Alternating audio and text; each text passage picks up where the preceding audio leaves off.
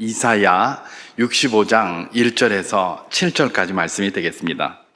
나는 나를 구하지 아니하던 자에게 물음을 받았으며 나를 찾지 아니하던 자에게 찾아냄이 되었으며 내 이름을 부르지 아니하던 나라에 내가 여기 있노라 내가 여기 있노라 하였노라.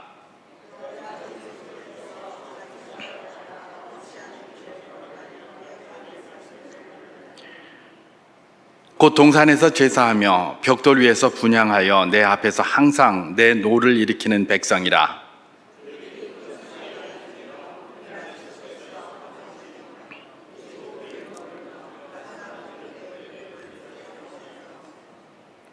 함께 합니다. 사람에게 이르기를 너는 내 자리에 있고 내게 가까이 하지 말라. 나는 너보다 거룩함이라. 하나니 이런 자들은 내 코에 연기오 종일 타는 불이로다. 뒤에 더 있네요. 6절 7절.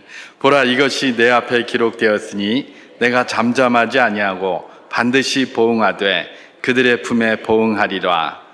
너희의 죄악과 너희 조상의 죄악은 한 가지니 그들이 산 위에서 분향하며 작은 산 위에서 나를 능욕하였음이라. 그러므로 내가 너 먼저 그들의 행위를 헤아리고 그들의 품에 보응하리라. 여호와가 말하였느니라. 아멘. 마태복음 6장 산상보훈과 누가복음 11장에 보면 주님이 가르쳐 주시는 그 기도문이 기록되어져 있습니다. 우리가 흔히 주 기도문이라고 말하는 것입니다. 마태복음 6장에서는 이 백성들 앞에 이 사람들을 모아놓고 그 백성들 앞에서 이렇게 이야기를 했는데요. 분명히 거기 제자들도 같이 있었을 것입니다. 그런데 제자들이 그때 무슨 말을 들었는지는 잘 모르겠는데 누가복음 11장에 오면 이 제자들이 뭐라고 얘기를 합니까? 주여, 요한의 제자들은 기도를 늘 가르쳐주고 요한이 그러는데 왜 우리는 안 가르쳐줍니까? 우리도 가르쳐 주십시오. 이렇게 얘기를 합니다. 이게 누가복음에 있는 것과 마태복음에 있는 게 시간 차이가 좀 나니까 이게 왜 똑같지 않노? 이런 말을 할 필요가 없습니다. 왜냐하면 주님께서는 평소에 이렇게 기도하라고 많이 가르치셨어요. 그래서 산상에서도 가르치셨고 제자들 앞에도 가르치셨고 여기저기서 가르친 것이죠. 여기저기서 가르친 것이 그런 형식으로 나타난 겁니다. 근데 문제는 뭡니까? 제자들이 분명히 산상보훈을 가르치시면서 주님께서 가르쳐 주셨는데 자기들은 별로 배운 게 없는지 그때는 안 들렸는지 뒤에 가서 딴소리를 하는 것이지 않습니까? 뭐라고요? 세례 요한의 제자들은 가르쳐 주는데 왜 우리는 안 가르쳐 줍니까? 이런 걸 실컷 다 가르쳐 줬는데. 그래서 주님께서 거기서 내가 옛날에 말할 때 뭐 했노? 뭐 듣고 이제 와서 하노? 내가 지난번에 안 가르쳐 줬나? 이런 말씀 하지 않으시죠? 똑같이 또 이렇게 가르쳐 주십니다. 산상보훈의 기준으로 따진다면 이렇게 주님께서 주기도문을 시작을 하면서 뭐라고 얘기를 합니까? 하늘에 계신 우리 아버지여 이름이 거룩히 여김을 받으시오며 나라가 임하시오며 뭐 이제 이렇게 하면서 쭉 너희는 이렇게 기도하라 라고 하면서 그렇게 쭉 가르쳐 주십니다. 주님께서 기도를 가르쳐 주셨는데 시작이 뭐예요? 하늘에 계신 우리 아버지여 라고 했다는 겁니다. 아버지여. 제가 전에도 한번 말씀드렸는데 이 아버지여라는 말을 이렇게 개개인이 쓸 수 있게 해주셨다는 것은 주님의 혁혁한 공로가 아닐 수 없습니다. 물론 하나님을 아버지라고 부른 것은 뭐 다른 데도 한 군데 나옵니다. 특별히 우리가 요즘 이사야서를 가지고 큐티를 하고 있는데 어제 본문인 이사야 64장 8절에 의하면 이렇게 기록되어져 있습니다. 제가 한번 봉독해 보겠습니다. 그러나 여호와여 이제 주는 우리 아버지시니이다. 우리는 진흙이요 주는 토기장이시니 우리는 다 주의 손으로 지으신 것이니이다. 그렇게 얘기를 합니다. 이사야도 하나님을 아버지라고 부릅니다. 그런데 여기서 말하는 아버지는 아브라는 그 히브리어를 번역한 건데 이건 꼭 그냥 아버지일 뿐만 아니라 또 조상을 다 아버지라고 이야기를 하죠. 특별히 이 본문에서 이사야가 이야기하는 아버지라고 번역된 이 아브는 뭡니까? 토기장이가 그야말로 진흙으로 무언가를 만드는 창조주 하나님, 창조주라는 의미에서의 아버지를 불렀고 또 거기에서 개개인이 하나님을 아버지라고 불렀다기보다는 이스라엘 백성 전체가 하나님을 아버지로 부른 것으로 표현한 게 이사야의 표현입니다. 사실상 하나님을 아버지라고 그럼에도 불구하고 잘 부르지 못했었죠. 특별히 예수님 시대에 오면 하나님을 아버지라고 거의 뭐 부르는 것은 불경스럽고 경망하고 신성모독이다라고 생각될 정도로 바리새주의가 굉장히 급속하게 견고히 되었던 때 아닙니까? 그러니까 아버지를 아버지라 부르지 못하는 그런 안타까움 속에서 늘 그렇게 하나님의 백성들이 살고 있었죠. 그런데 그 백성들에게 주님께서 뭐라고 가르치셨다고요? 하늘에 계신 우리 아버지여, 이렇게 얘기를 했다는 겁니다. 이거는 산상보훈에서 했다는 것은 주님의 제자들에게만 한 게 아니라 모든 이에게 다 한 것이니 하나님은 모든 이의 개개인의 아버지가 되신다라고 받으면 정확할 것입니다. 왜 주님께서는 우리에게 기도를 하라고 하시면서, 그것도 성부 하나님께 기도하라고 하시면서 하나님을 아버지라 부르게 하셨는가? 이유가 있겠죠. 뭐 이사야처럼 모든 것을 피조하신, 모든 것을 만드신 그야말로 창조주이시기 때문에 아버지라고 할 수도 있었습니다. 그러나 저는 우리 예수님께서 평소에 제자들이나 백성들, 그 다음에 군중들 이렇게 따라다니지 않습니까? 주님을 따르는 백성들에게 가르칠 때에 가르치는 방식에 주목합니다. 우리 주님께서는 하나님의 말씀을 가르칠 때에 그냥 가르치지 않으셨죠. 청중들이 잘 알아들을 수 있는 방식으로 가르치셨습니다. 그래서 비유도 많이 하셨고요. 또 뭐 들의 백합화를 보라, 공중나는 새를 보라, 그러면서 실물을 갖다가 보여주시면서도 가르치시고 이렇게 하셨어요. 그런데 예수님이 누구를 가르치셔야 됩니까? 지금 보이지 않는 하나님을 가르치셔야 돼요. 그죠? 그 보이지 않는 하나님을 가장 잘 가르치고 가장 잘 표현할 수 있는 게 뭔가 고민하셨을 것 아니겠습니까? 그게 바로 아버지라는 겁니다. 아버지가 이 지구상에서 보이지 않는 하나님을 가장 잘 보여줄 수 있는 모델이 된다. 물론 뭐 아버지는 거기에 턱도 없이 부족하지만 어쨌든 주님께서는 그렇게 생각하신 것 같아요. 그래서 하나님을 아버지다 그렇게 부르게 하신 것이죠. 그래서 아버지 하나님이라는 것들을 호칭을 갖다가 만드시고 다시 이렇게 상기시키시고 너희 개인 모두가 기도할 때마다 하나님을 아버지라고 불러라. 그러면 아버지의 가지고 있는 일정한 속성이 우리 하나님의 속성을 대변하는 것이기에 그렇다라는 것들로 받으면 정확할 것입니다. 자, 그렇다면 보이지 않는 하나님을 대변하는 가장 잘 대변할 수 있는 이 땅에 존재하는 아버지는 누구인가? 그 아버지에 대해서 누가복음 11장 11절에서 13절까지 말씀을 제가 한번 봉독해 보도록 하겠습니다. 너희 중에 아버지 된 자로서 누가 아들이 생선을 달라 하는데 생선 대신에 뱀을 주며 알을 달라 하는데 전갈을 주겠느냐? 너희가 악할지라도 좋은 것을 자식에게 줄 알거든 하물며 너희 하늘 아버지께서 구하는 자에게 성령을 주시지 않겠느냐 하시니라. 이렇게 기록되어져 있습니다. 여기서 지금 아버지의 속성을 이야기를 합니다. 아버지는 자식에게 좋은 걸 주는 자라는 거예요. 심지어 아버지가 악한 자라도 좋은 것을 준다는 거죠. 하물며 하나님이겠느냐? 하나님은 더 좋은 걸 주신다는 거죠. 그러면서 마태복음에서는 그냥 좋은 것을 주신다라고 하는데 누가복음에서는 성령을 주시지 않겠느냐? 그 좋은 것이 성령이다. 그렇게 이제 이야기를 하고 있는 것들을 볼 수가 있습니다. 그렇습니다. 아버지는 뭡니까? 자녀들에게 좋은 걸 주기를 원하는 게 아버지예요. 그 아버지가 악인이라도 자기 자식에게는 좋은 거 주려고 하고요. 악한 일을 안 시키려고 해요. 우리 영화 보면 그런 거 많이 나오잖아요. 예를 들면 무슨 뭐 마피아, 조폭 뭐 이런 두목이 자기 자식들은 그냥 막 끔찍히 아끼잖아요. 그죠? 그리고 자기 자식들은 그런데 손 안 대게 하려고 하고 막 그러는 것들을 볼 수가 있어요. 이게 아버지예요. 이게 이 땅의 아버지예요. 근데 그 아버지보다 더 좋은 것으로 주시는 더 위대하신 분이 누구시다? 하물며 하늘에 계신 너희 아버지일까 보냐 이 믿음이 적은 자들아 라고 이야기하시는 게 누구십니까? 우리 주님이셨다는 것입니다.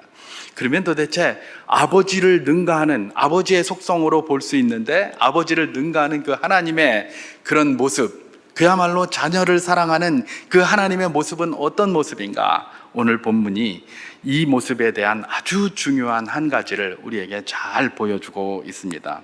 오늘 본문 이사야서 65장 1절에서 2절 말씀을 제가 한번 봉독해 보도록 하겠습니다.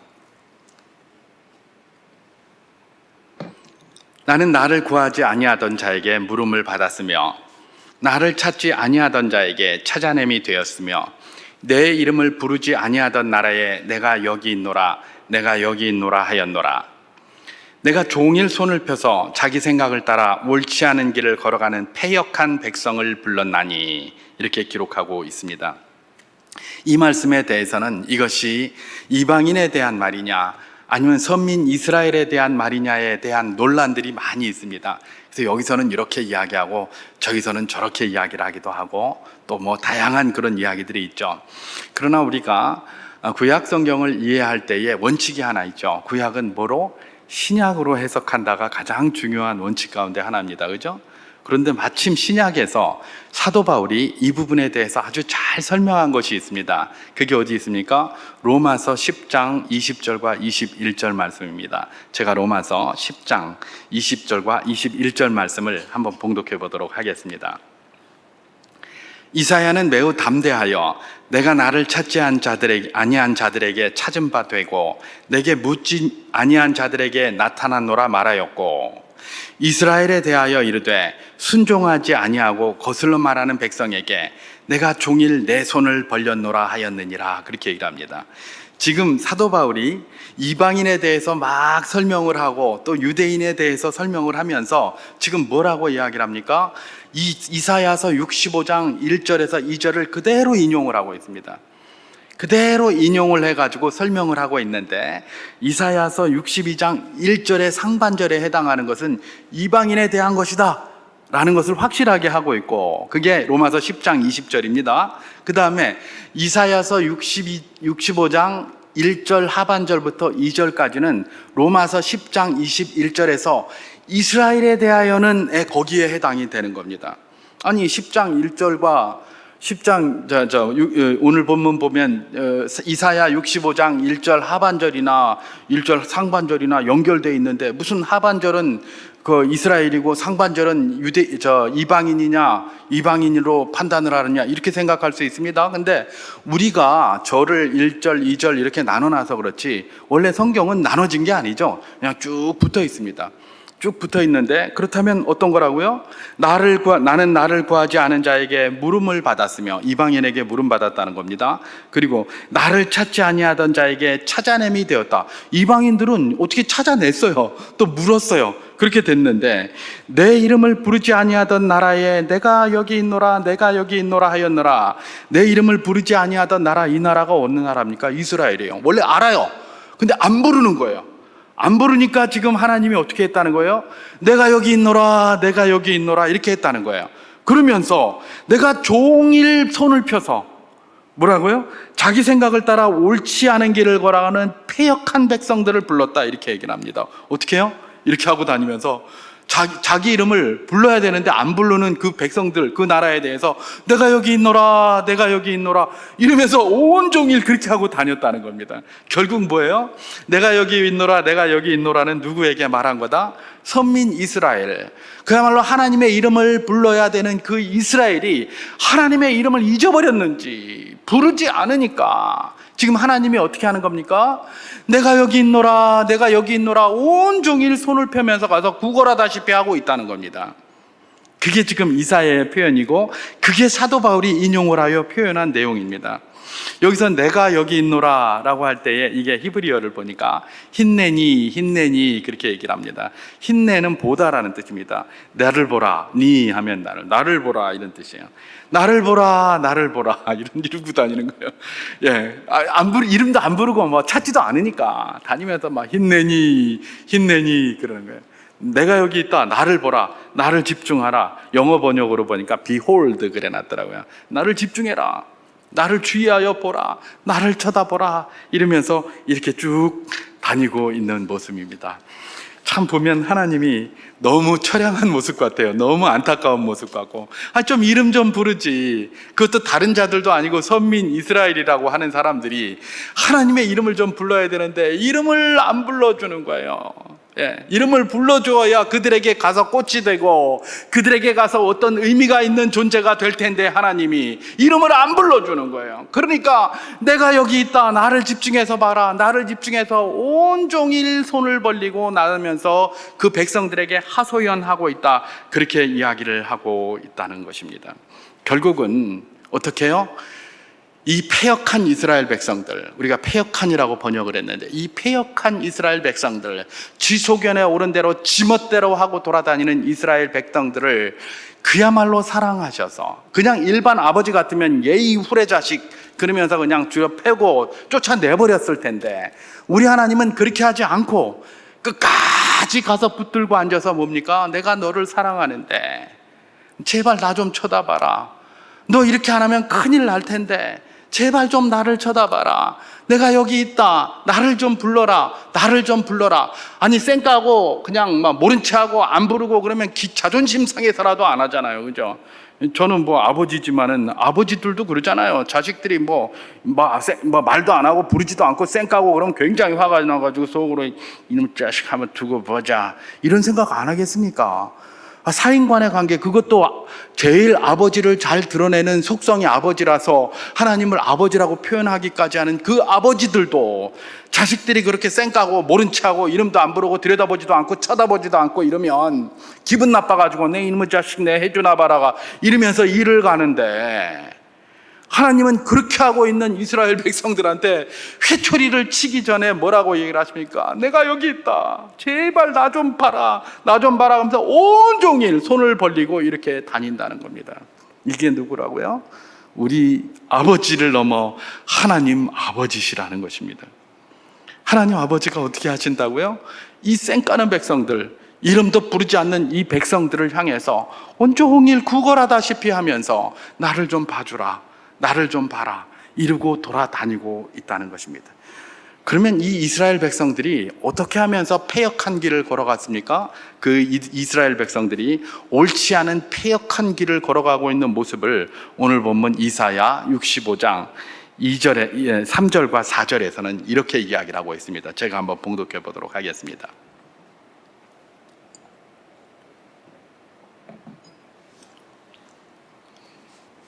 곧 동산에서 제사하며 벽돌 위에서 분향하며 내 앞에서 항상 내 노를 일으키는 백성이라.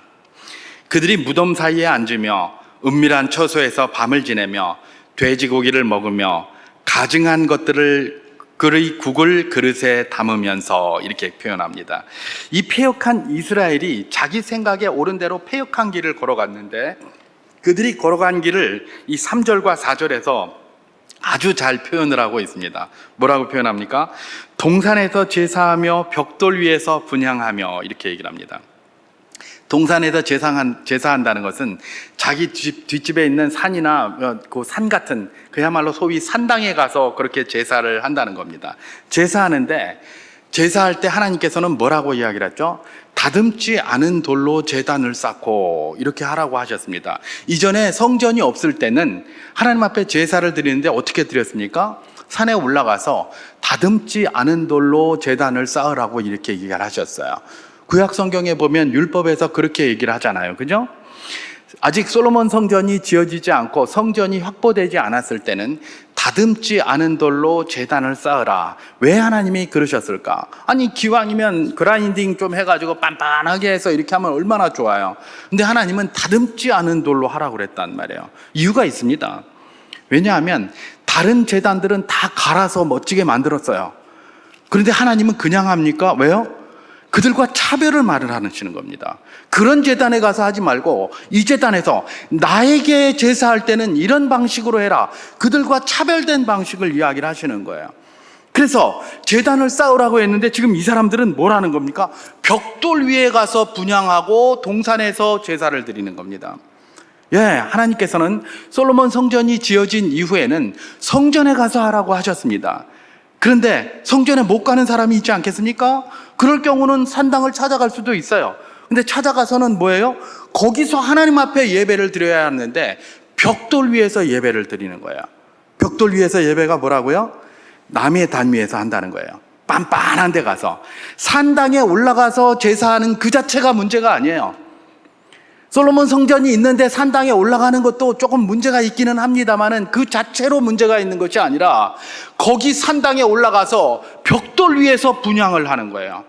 이 벽돌은 뭐예요? 하나님이 원하시지 않는 거예요. 하나님은 그냥 자연석으로 그냥 쌓는 거예요. 근데 벽돌 위에서 한다는 것은 다른 이교의 신에게 가서 분향을 한다는 말이에요. 그러니까 이것들이 동산에 가가지고 하나님이 자기들의 구원자시고 자기들의 인도자고 창조자인데 어디 간다고요? 산당에 가서 제사를 드린다고 해서 여호와께 제사를 드리는 줄 알았더니 다른 제단에 가서 벽돌 위에다가 분향하는 반듯하게 만들어 놓는데 거기 가서 우상 숭배를 하고 있다, 이런 이야기입니다. 예. 그리고 또 무덤 사이에 앉으며 은밀한 처소에서 밤을 지내며 이렇게 되어 있습니다. 무덤 사이에 앉는다는 말이 뭘까? 예, 무덤 사이에서 뭘 하겠습니까? 귀신을 불러내는 겁니다. 여러분, 우리 저기 사무엘서에 보면 사울이 막 악령이 들어가지고 막 미친 짓 하고 이러다가 말입니다. 나중에 하나님께서 그야말로 하나님의 영을 거두어 가니까 답답하잖아요. 그러니까 뭘 합니까? 예, 저기 엔돌의 무당을 찾아가 가지고 죽은 자를 불러내 달라고 얘기를 합니다. 누구를 불러낼까요? 그랬더니 사무엘을 불러달라 그랬더니 뭐가 하나 나옵니다. 그죠? 그거 이제 이야기를 듣는 거예요. 무덤 사이에 있다는 게 바로 그런 초혼수를 이야기를 하는 겁니다. 죽은 자의 영혼을 불러내달라. 그거는 하나님이 기뻐하시는 게 아니라 전부 이교도들이 행하는 거죠. 이교를. 그러니까 이교도들 옆에 가서 그걸 그대로 하는 거예요. 하나님께 와서 해야 되는데 뭔가 물어야 되는데 하나님이 특별하게 말씀 잘 안 하시고 그러시니까 이교도들한테 가서 막 묻는 거예요. 뭐라고 하면 되노? 뭐라고 하면 되노? 그러면서 복채 갖다 놓고 이걸 했다는 거예요. 무덤 사이에 있고. 또 은밀한 처소에서 밤을 지낸다? 이게 무슨 말이냐? 왜 은밀한 처소에서 밤을 지낼까요? 이것들은 공개적으로 살 수가 없죠. 이스라엘 땅에서 저기 숨어가지고 신탁을 갖다가 이야기하는 점쟁이 같은 것들이에요. 거기 가가지고 숨어가지고 걸리면 안 되니까 숨어가지고 가서 그래 뭐라고 얘기를 하노? 그 신은 우리에게 뭐라고 얘기하노? 무당 찾아가는 것과 똑같은 거예요. 근데 부끄러우니까 은밀한 데 가서 싹 숨어가지고 가서 물어보는 거예요. 하나님의 백성들이 그 짓하고 앉았다는 거예요. 돼지고기를 먹으며 가증한 것들의 국을 그릇에 담으면서 이렇게 얘기를 합니다. 돼지고기를 먹으며, 돼지고기 지금 먹는 거 문제 없습니다. 왜냐하면 신약에 오면 베드로가 온갖 돼지고기 부정한 것들 다 하나님이 받아서 먹으라, 내가 거룩하게 한 걸 네가 왜 속되다 하느냐, 이렇게 얘기를 했잖아요. 근데 이건 그 전의 일입니다. 그죠? 이사야 시대는. 그때는 돼지고기 먹지 말라고 그랬어요. 돼지고기 먹지 않는 데는 이전에 보면 무슨 건강에도 이런 말도 있지만 그 당시에 주변의 이방 나라들이 전부 돼지고기를 제물로 많이 바쳤어요. 돼지고기를 바치고 그러면서 그들이 어떻게 하는 겁니까? 거기 신에게 제사를 지내고 막 이러니까 일단 돼지고기가 부정하다라고 먹지 말라고 하는 건 그들과 가까이 하지 말라는 거예요. 그러니까 근데 돼지고기를 먹었습니까? 그리고 가증한 것들을 국그릇에 담았습니까? 뭡니까? 그 신에 참여한 거예요. 거기서 그 우상 숭배를 다 하고 나서 그들이 잘라주는 돼지고기 먹고 거기에서 돼지고기 내장탕 이런 거 이렇게 국그릇에 담으면서 그걸 같이 먹고 있었다는 겁니다. 다시 말해서 이 이스라엘 백성들을 이 하나님에게 특별히 부름을 받은 이 이스라엘 백성들이 하는 짓들이 전부 하나님은 이름은 부르지도 않고 하나님은 이렇게 손을 벌리고 막 계속 좀 이리 오라 하는데 오지도 않고 어디만 찾아가고 있는 겁니까? 온갖 이교신들, 무당이나 찾아가고 귀신이나 찾아가고 가서 다른 데 우상 숭배하는 데 가서 거기 참여해가지고 좋은 소리 없나 귀가 가려워서 그걸 듣기를 원했다는 겁니다. 이런 자들이 누구였다? 패역한 길을 가는 이스라엘이었다는 겁니다. 그런데 그것만 해도 그래도 문제인데 더한 문제가 있는 것이죠. 더 큰 문제가 있습니다. 그 더 큰 문제가 뭡니까? 바로 이사야서 65장 5절의 말씀입니다. 제가 한번 봉독해 보도록 하겠습니다. 사람에게 이르기를 너는 내 자리에 서 있고 내게 가까이 하지 말라. 나는 너보다 거룩함이라 하나니 이런 자들은 내 코에 연기요 종일 타는 불이로다. 그렇게 얘기합니다. 이게 뭐냐? 쥐들은 순전히 가서 산당에 가가지고 딴 신 찾고 그 다음에 뭡니까? 돼지고기 먹으면서 우상 숭배하고 초혼술 하면서 거기 가서 신탁이나 받으려고 하고 온갖 더러운 짓들 다 하면서 다른 사람들에게 뭐라고 얘기를 한다고요? 내 가까이 오지 마라. 가까이 오지 마라. 니네 오면 내가 부정해진다. 에이, 오지 마, 오지 마. 나는 너보다 훨씬 거룩하니까 너같이 부정한 것들하고 내가 같이 있으면 내가 부정타니까 오지 마라. 이런다는 거예요. 그러니까 하나님이 이런 자들은 내 코의 연기요 종일 타는 불이로다 이렇게 얘기를 합니다. 여러분 만화 같은 거 보면 화가 확 난 사람을 표현할 때 어떻게 합니까? 코에서 공기가 팍 나오는 뭐 이렇게 생긴 그림으로 딱 하니 화가 났다는 의미입니다. 똑같습니다. 내 코의 연기요 종일 타는 불이로다 하는 것은 화가 나가지고 막 코에서 콧김이 팍팍 나오고 있는 거예요. 화가 났다는 거예요. 하나님이 진노하셨고 종일 타는 불로다가 막 그냥 막 태워버리겠다. 예, 이렇게 하는 겁니다. 여러분 예수님이 신약시대에 이렇게 보면 예수님이 오셔서 그 많은 사람들은 다 아무 말도 안 하시면서 세리와 죄인과 로마 병사들 그런 사람들은 욕하지 않아요. 근데 유독 바리새인들만 자꾸 막 욕하셨어요. 그죠? 왜 그러셨을까요? 이사야 때하고 똑같은 거예요. 이게 하나님의 마음이에요.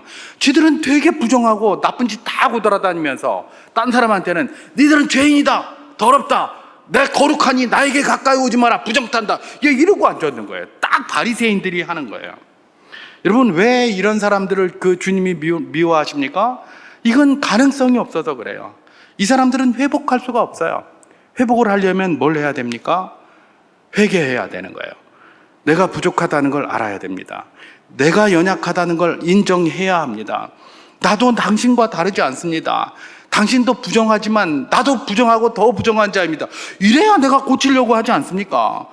근데 나는 거룩하다 이거예요. 나는 멀쩡하고 나는 아무 문제 없다. 나는 이 양심의 화인이 맞았어요. 이런 사람은 절대로 변화가 되지 않습니다.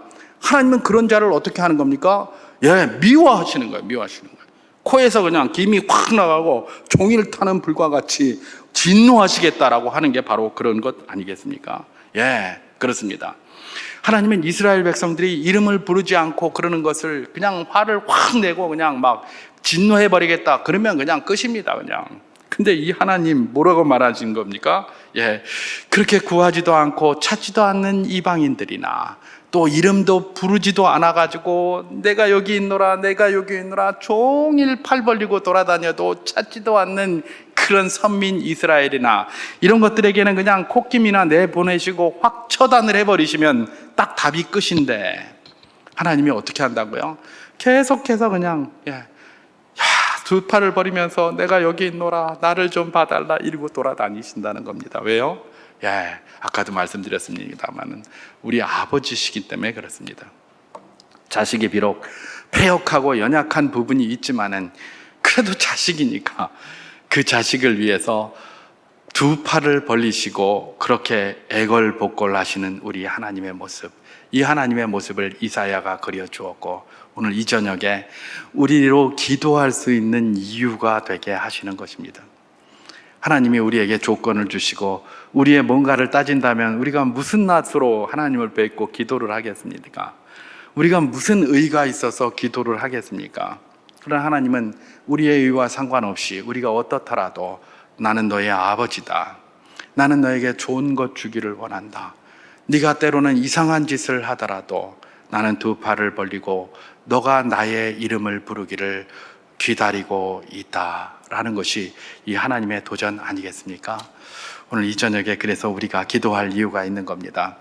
두 팔 부르시고 당신의 이름을 부르시기를 원하시는 분이 누구시다? 우리 하나님이시다라는 것입니다. 이사야 다른 책에서 다른 표현은 하나님을 쉬지 못하게 하라 이런 이야기를 합니다. 그죠? 하나님을 쉬지 못하게 하라는 말이 뭘까요? 계속 기도하라는 말 아닙니까? 하나님은 기도하기를 원하시고 기도를 듣기를 원하시고 당신의 이름을 부르시기를 원하십니다. 특별히 하나님의 백성들이 말입니다. 오늘 이 저녁에 우리가 하나님의 백성으로서 하나님의 이름을 한번 불렀으면 참 좋겠습니다. 진심으로 말입니다. 진정으로 부르는 하나님의 이름. 주님, 저는 연약합니다. 나는 부족합니다. 그러나 강하신 하나님, 주님의 이름을 부릅니다. 주님이 우리의 모든 기도와 동행하여 주시옵소서. 이스라엘은 패역한 백성이었습니다. 이 패역한 백성들은 그야말로 순리대로 행하지도 않고 거스르고 하는 그런 백성들이었어요. 그러나 우리 주님은 그럼에도 불구하고 그를 끌어안으시면서 내가 여기 있다고 말씀해 주시며 당신의 이름을 부르라고 하셨습니다. 하물며 패역한 백성이기보다는 주님 말씀 앞에 순종하여 오늘도 이렇게 기도하러 나온 우리겠습니까? 우리가 하나님의 이름을 부를 때에 주님께서 우리에게 큰 은혜와 능력으로 동행하실 줄 믿습니다.